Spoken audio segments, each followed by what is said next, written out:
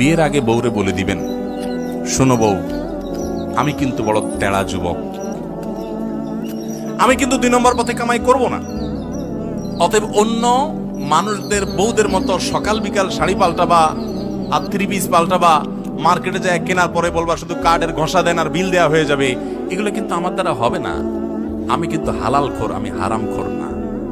বলা যাবে না ইনশাল্লাহ? হবু বউরে বলে দিতে পারবেন না? বেশিরভাগ ক্ষেত্রে দেখবেন ওই মেয়ে বলবে, আব্বু না, সমস্যা আছে ছেলের, কারণ তার দরকার কি? একটা চোর। তার দরকার একটা চোর, তার দরকার একটা ঘুষখোর, তার দরকার একটা দুর্নীতিবাজ, তার দরকার একটা টিন চোর, তার দরকার একটা গম চোর। সে সৎ মানুষ পছন্দ, আপনি সাথে সাথে সিজদা পড়ে যাবেন, যাক একটা চোর প্রিয় মানুষ থেকে আল্লাহ আমাকে মুক্তি দিছে।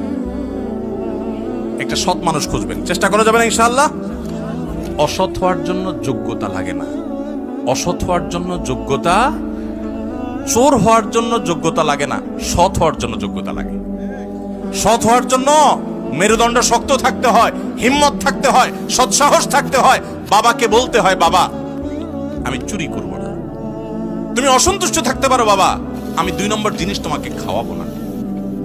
আমাকে অন্যদের উদাহরণ দিবা না, আমাকে সৎ মানুষের উদাহরণ দাও। যুবকরা বলা যাবে না বাবাকে ইনশাআল্লাহ?